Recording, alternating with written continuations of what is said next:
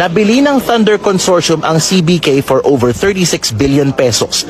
Formal na ang itinurn over ng gobyerno sa consortium ni bilyonaryo Sabin Aboitiz, ang isa sa pinakamalalaking hydroelectric power plant sa bansa.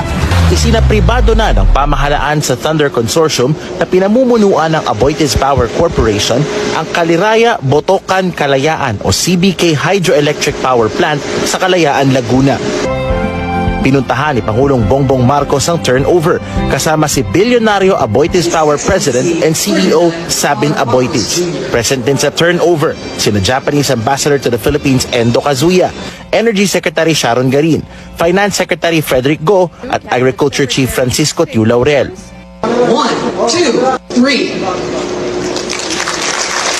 Ayon kay PBBM, kritikal ang turnover na ito dahil mapapalakas nito ang renewable energy sources ng bansa na layong mabawasan ang dependence ng Pilipinas sa fossil fuels gaya ng langis at coal.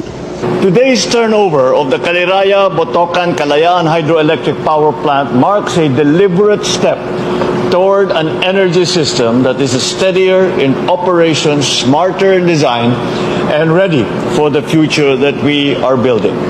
A future where Filipinos can count on electricity that keeps pace with their needs and works without disruption. Nasa 797 megawatts ng kuryente ang napoproduce dito sa Caliraya Botocan Kalayaan o CBK plant sa Laguna. Ibig sabihin, malaki ang kontribusyon nito sa energy grid ng bansa at isa ito sa pangunahing pinagkukunan ng renewable energy sa Pilipinas.